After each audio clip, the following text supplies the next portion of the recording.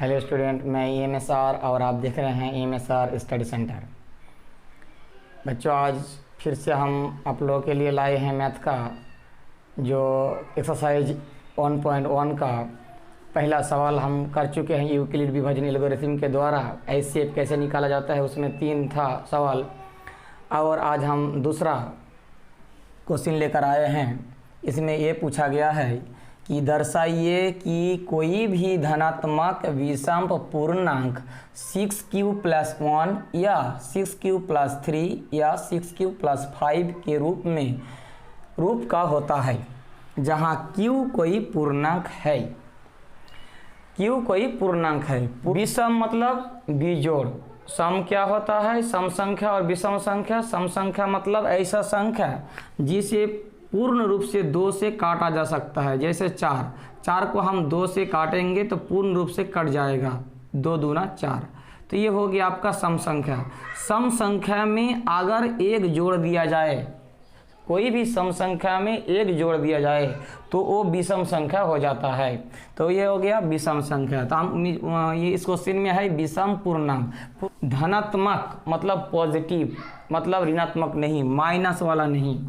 तो इसमें धनात्मक मतलब पॉजिटिव, मतलब 4 6 जो भी है वो नेगेटिव नहीं है, मतलब माइनस में नहीं है। विषम मतलब क्या है कि जो है 2 से पूर्ण रूप से डिवाइड नहीं होगा, विषम है और वो पूर्णांक है।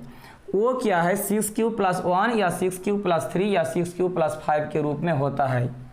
तो इसको हम प्रूव करना है कि ऐसा होता है। तो इसके लिए क्या करना है?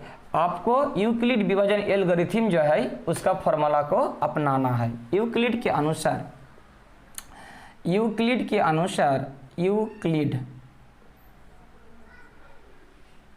विभाजन से इस सूत्र से क्या जानते हैं कि जो होता है ये = BQ + R, ये होता है यूक्लिड विभाजन में। ये हम पहले ही बता चुके हैं आप लोगों को।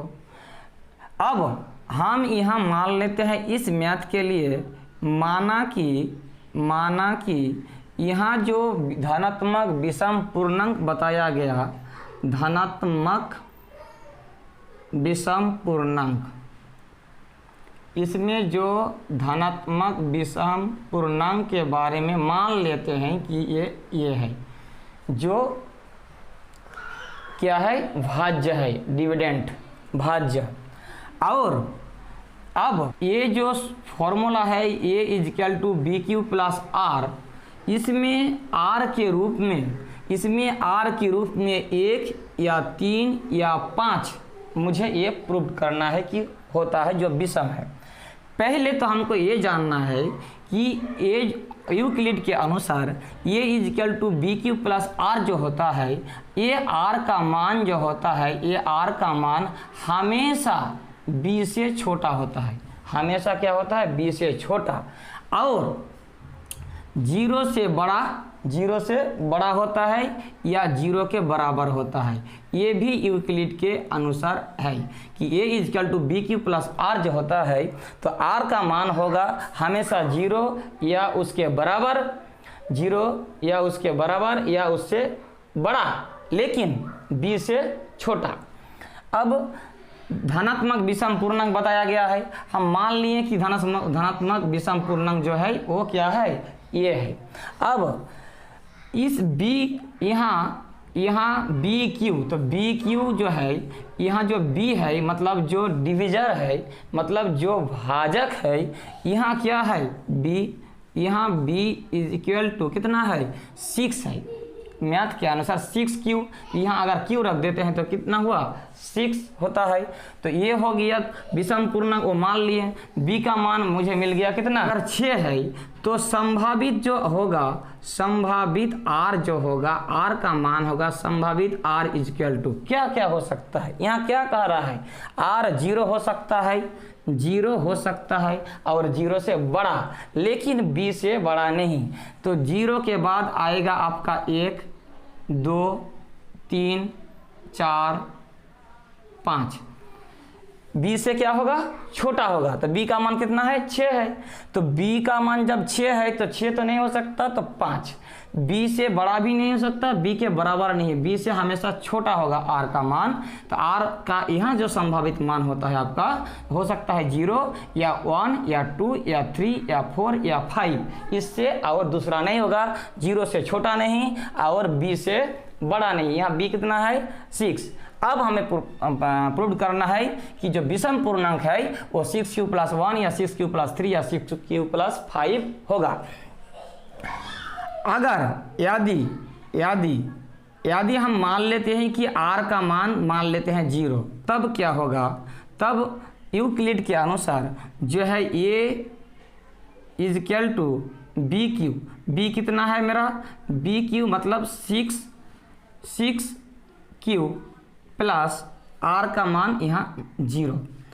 जब r का मान 1 होगा तो a = 6q + 1 होगा, अगर r 1 होता है तो। अगर r का मान अगर 2 मान लेते हैं, संभावित जो मान दिया गया है, तो a = यूक्लिड के अनुसार 6q + 2 होगा। अगर r का मान यदि 3 होता है तो यहाँ a = 6q + 3 होगा। अगर r का मान 4 है तो a यूक्लिड के अनुसार 6q + 4 होगा। अगर r का मान लेते हैं 5 है तो e = 6q + 5 होता है। इतना ही होगा, क्योंकि r का मान 0 के बराबर, उससे छोटा नहीं, और b से छोटा, हमेशा छोटा। तो b का मान 6 है, तो इतना संभावित हो सकता है।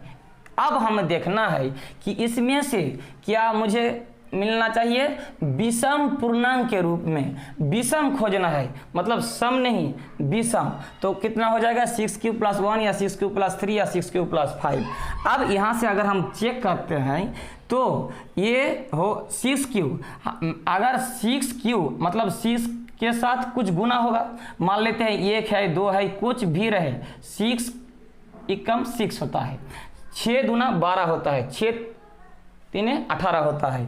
तो अगर 6 का पहाड़ा में जाएंगे तो कितना होगा, 6 या 12 या 18 या 24, इस प्रकार 60 या कुछ भी, वो क्या होगा, हमेशा सम होगा। अगर कोई भी सम संख्या के साथ 0 रहे तो वो हमेशा क्या होगा, सम संख्या होगा। सम संख्या के साथ कोई भी सम संख्या, ये तो सम हो गया क्योंकि 6 का पहाड़ा में आ जाता है, तो 6 तो सम संख्या है, उसके साथ 0 मतलब सम के साथ अगर 0 करते हैं तो क्या होता है, ये हो गया सम, मतलब ये हो गया इवन नंबर। इवन नंबर अंग्रेजी में कहा जाता है।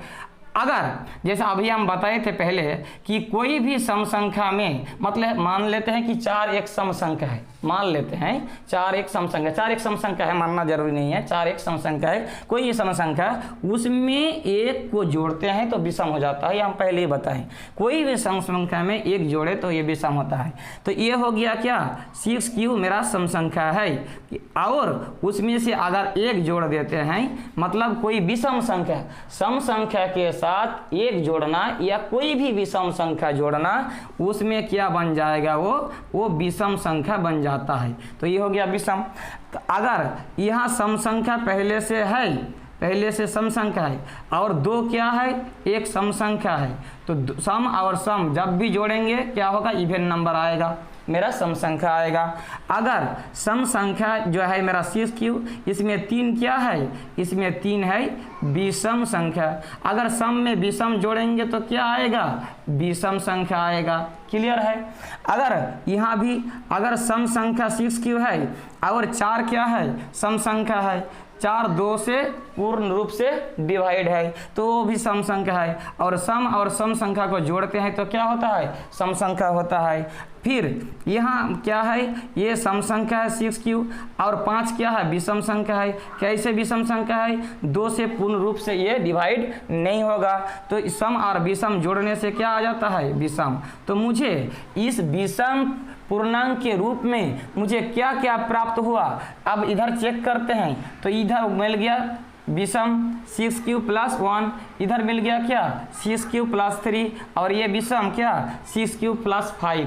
तो मुझे दर्शाइए कि दिखाना था धनात्मक विषम पूर्णांक, तो क्या क्या निकला, यहाँ धनात्मक, इसलिए यहाँ क्या क्या निकल गया मेरा धनात्मक विषम मतलब सम वाला को छोड़कर विषम पूर्णांक के रूप में मुझे क्या प्राप्त हुआ, एक प्राप्त हुआ विषम, देखिए 6 क्यूब प्लस 1, 6 क्यूब प्लस 1, और यहाँ मिला 6 क्यूब प्लस, देखिए विषम कितना 3, और एक मिला 6 क्यूब प्लस कितना है 5।